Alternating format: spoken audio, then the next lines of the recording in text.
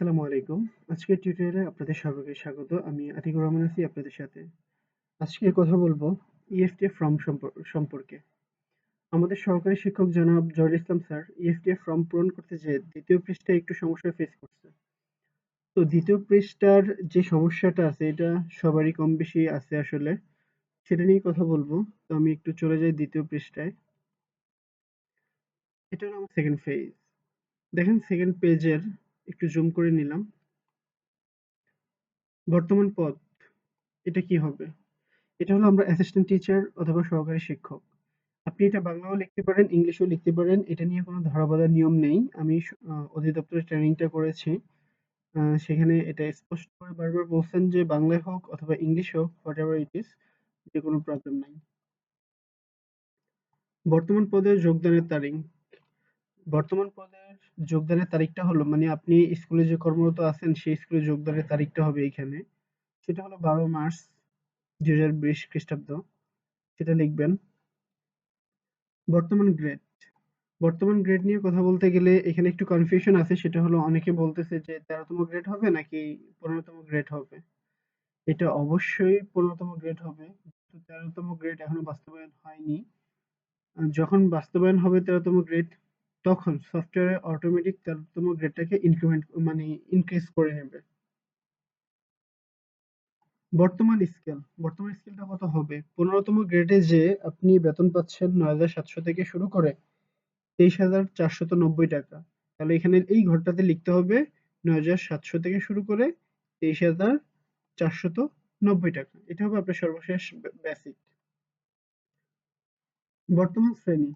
বর্তমানে যেহেতু ১৫তম গ্রেডটা ৩য় শ্রেণীর অন্তর্ভুক্ত, সেহেতু আপনাকে ৩য় শ্রেণীর কর্মচারী হিসেবে এখানে টিক চিহ্ন দিতে হবে। First joining. প্রথম যোগদানের কর্মস্থল। প্রথম যোগদানের কর্মস্থলটা কোথায় ছিল? প্রথম যোগদানের পরে জেলাতে যোগদানের পরে আপনার কর্মস্থলটা ছিল আপনার স্কুলে। সুতরাং এই বক্সে আপনি আপনার স্কুলের নামটা লিখবেন এবং সেটার ঠিকানাটা বলতে বোঝাচ্ছি যে ধরেন উপজেলা, জেলার নামটা লিখে দিবেন শেষে। প্রথম যোগদানের তারিখ খেয়াল করেন। প্রথম যোগদানের তারিখ মানে ডিপিও অফিসে যেদিন যোগদান করছেন সেই তারিখটা। গ্রেড, তখনকার গ্রেডটা কত ছিল এবং স্কেলটা কত ছিল। তাহলে প্রথম যোগদানের তারিখটা ছিল আমাদের সবার জন্য ১০ই মার্চ ২০২০ খ্রিস্টাব্দ। গ্রেডটা ছিল ১৫তম গ্রেড এবং স্কেলটা হলো ১৫তম গ্রেডে যে স্কেলটা হয় ৯,৭০০ থেকে শুরু করে ২৩,৪৯০। তাহলে সরকারি চাকরির ক্ষেত্রে তারিখটা হবে আমাদের ১০ই মার্চ ২০২০ খ্রিস্টাব্দ। গ্রেডটা হবে ১৫, স্কেলটা হবে ৯,৭০০ থেকে শুরু করে ২৩,৪৯০। পদোন্নতি বা উচ্চতর গ্রেড। আমরা যেহেতু নতুন শিক্ষক আমাদের পদোন্নতি বা কোনো উচ্চতর স্কেল নেই।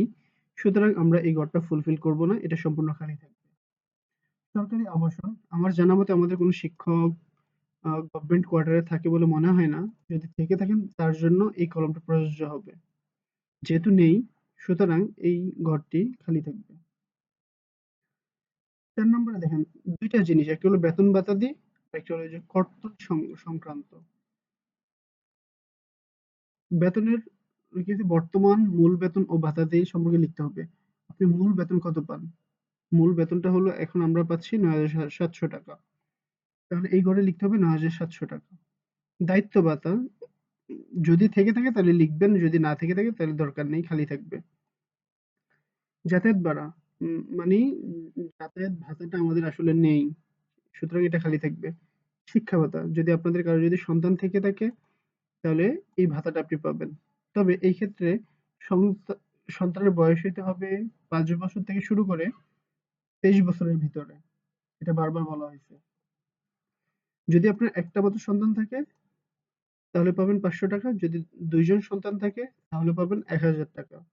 যদি ২ এর অধিকও হয় সেই ক্ষেত্রেও আপনি ১,০০০ টাকার বেশি পাবেন না। বাড়ি ভাড়া যেটাকে আমরা হাউস রেন্ট বলি সেটা হলো মূল বেসিকের 50% পাচ্ছি আমরা সবাই। সেই টাকাটা হলো ৪,৮৫০ টাকা। চিকিৎসা ভাতা মানে মেডিকেল অ্যালাউন্স এটা সবার জন্য ফিক্সড ১৫০০ টাকা, ১,৫০০ টাকা। টিফিন ভাতা এটার কথা নাই বলি। এটা সবার জন্য সার্বজনীন ৳200। ধলাই ভাতা এটা আমাদের নেই। এই ঘরগুলো আমাদের খালি থাকবে।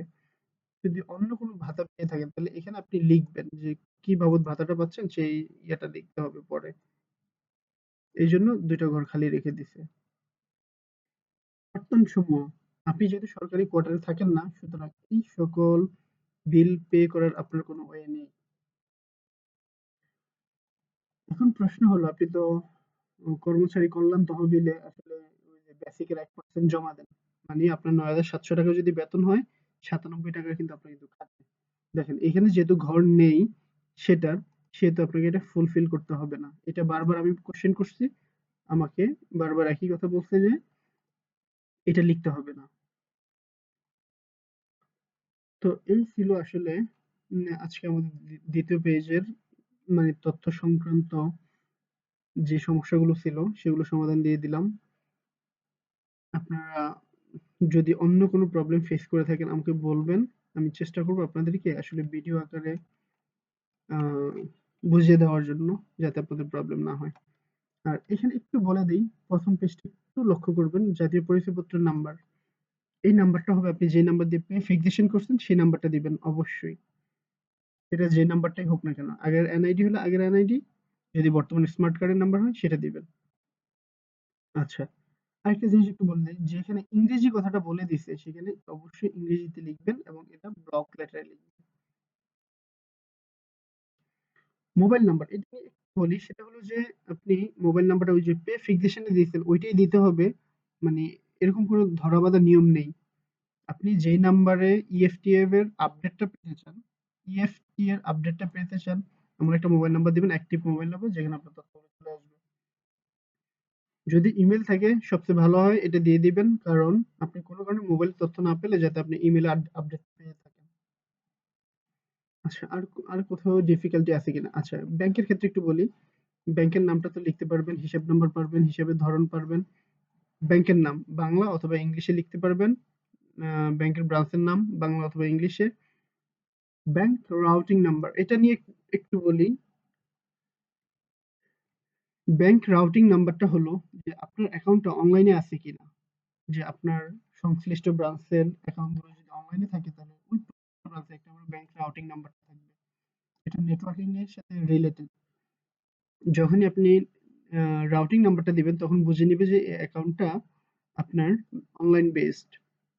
এখন আরেকটা প্রশ্ন, আপনাকে একটু বলে নেই যেহেতু অনলাইনে বেতনটা পে করবে সেহেতু আপনার এই অনলাইনে থাকাটা বাঞ্ছনীয়। এখন প্রশ্নটা হলো যে আপনি এক ব্যাংকে এখন আপনার সেলারি হচ্ছে। আপনি চাইলে অন্য ব্যাংকে এখন অন্য ব্যাংকের তথ্য দিতে পারবেন কিনা বা অন্য ব্যাংকে আপনি সেলারি নিতে চাচ্ছেন, সেটা পারবেন কিনা? হ্যাঁ, এটা অবশ্যই পারবেন। এটা এটাও আমি ক্লিয়ার করে দিচ্ছি। হ্যাঁ, অবশ্যই পারবেন। আপনি যদি অন্য ব্যাংকে নিতে চান এবং সেটা হতে হবে ব্যাংক অনলাইন বেসড এবং সেখানে ব্যাংকের রাউটিং নাম্বারটা দিবেন। রাউটিং নাম্বারটা আপনি সংশ্লিষ্ট ব্যাংকে পাবেন অথবা ইন্টারনেটে গুগল করলে আপনি পেয়ে যাবেন। আচ্ছা ২য় পেজ নিয়ে তো কথা বলছি। এই জিনিসগুলো আমাদের যেহেতু ভবিষ্যৎ তহবিলটা আপাতত নেই, সুতরাং এটা না লিখলেও হবে। তবে এই ক্ষেত্রে একটা জিনিস করতে পারেন। সেটা হলো এই ইনফরমেশনটা যদি পূরণ না করেন তাহলে সফটওয়্যার আপডেট নিবে না। তাহলে এই ফর্মটা পূরণ না করা পর্যন্ত আপনি নেক্সট স্টেপেও কিন্তু যেতে পারবেন না। তাহলে এটা আপনি পূরণ করতে হবে। কিভাবে পূরণ করতে হবে আমি একটু বলে দেই।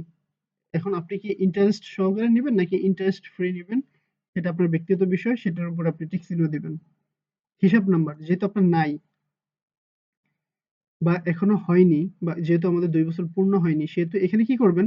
লিখে দিবেন এই ঘরটাতে যে নট অ্যাপ্লিকেবল। এটা এটা লিখে দিবেন। ভলিউম নাম্বার যেহেতু নাই এটা শূন্য হবে। পৃষ্ঠার সর্বশেষ পেজ এটাও শূন্য লিখবেন। বর্তমান মাসিক চাঁদা কর্তনের পরিমাণ এটা হলো আপনি কত টাকা করে কাটাতে চান সে একটা অঙ্ক লিখে দিবেন এখানে। তাহলে আপনি যখন এই যে নট অ্যাপ্লিকেবল লিখবেন আপনার এই ইনফরমেশন গুলো ফুলফিল করে এটা ডিসেবল করে রাখা হবে। যখনই আপনার ২ বছর পূর্ণ হবে এবং বাধ্যতামূলক এটা কাটাতে হবে তখন এটা ওনারা ইনক্রিমেন্ট করে নিবে, অ্যাক্টিভ করে নিবে। আচ্ছা এগুলো আর আমাদের দরকার নেই। এগুলো ওকে। Thank you. যদি